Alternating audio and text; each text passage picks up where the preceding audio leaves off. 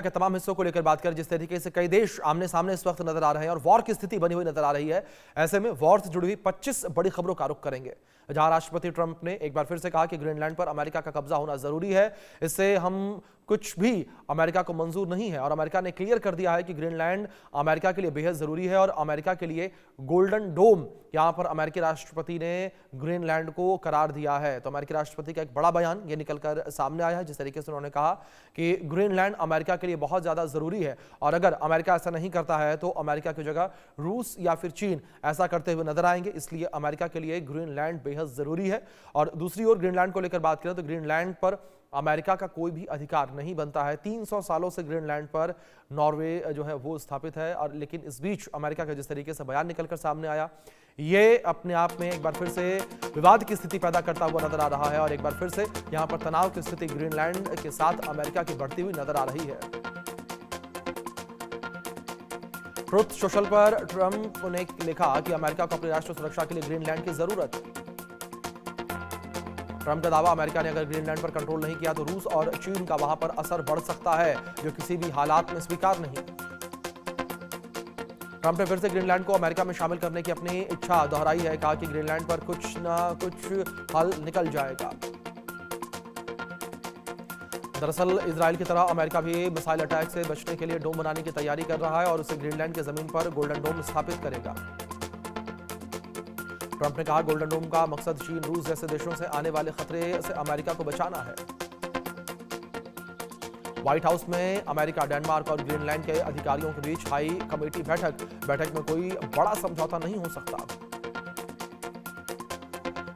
Greenland की विदेश मंत्री विवियन ने कहा कि अमेरिका के साथ संबंधों को मजबूत करने की उम्मीद तो है, लेकिन ग्रीनलैंड पर अमेरिका का राज स्वीकार नहीं कर सकते।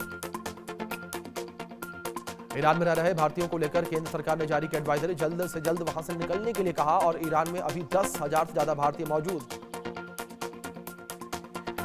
स्पेन, इटली और पोलैंड समेत यूरोप की अन्य सरकारों ने भी अपने नागरिकों को ईरान छोड़ने की सलाह दी है। ईरान के न्यायपालिका प्रमुख गुलाम हुसैन ने सरकार को दी चेतावनी, कहा कि हिरासत में लिए गए 18,000 से ज्यादा लोगों को जल्द से जल्द सजा देनी होगी।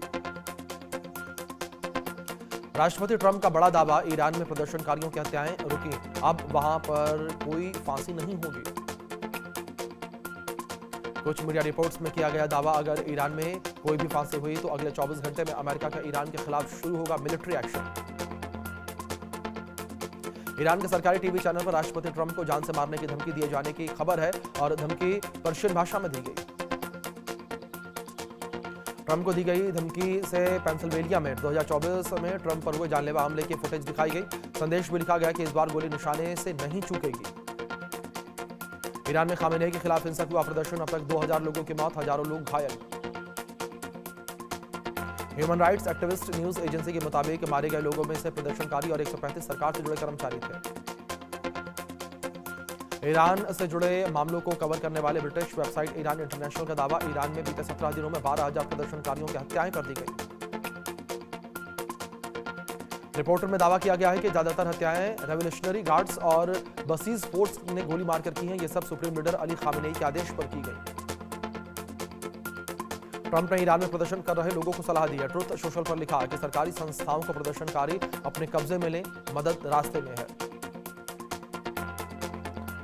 अमेरिका ईरान के बीच बढ़ते तनाव पर कतर की कड़ी चेतावनी, कहा कि अगर सैन्य टकराव बढ़ा तो इसके नतीजे पूरे मध्य पूर्व के लिए विनाशकारी होंगे।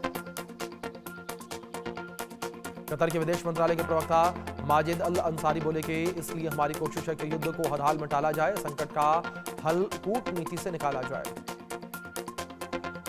अमेरिकी राष्ट्रपति ट्रंप ने दावा किया कि वेनेजुएला ने उनसे मदद मांगी थी और इसके बदले 50 मिलियन बैरल तेल देने की पेशकश की थी, जिसे अमेरिका ने स्वीकार किया।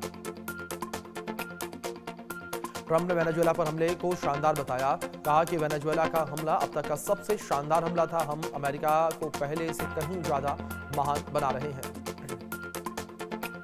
न्यूयॉर्क टाइम्स की जांच में सामने आया कि अब अमेरिका ने वेनेजुएला पर मिलिट्री एक्शन लिया और तब वेनेजुएला से सबसे एडवांस रूसी एयर डिफेंस सिस्टम काम ही नहीं कर रहे थे।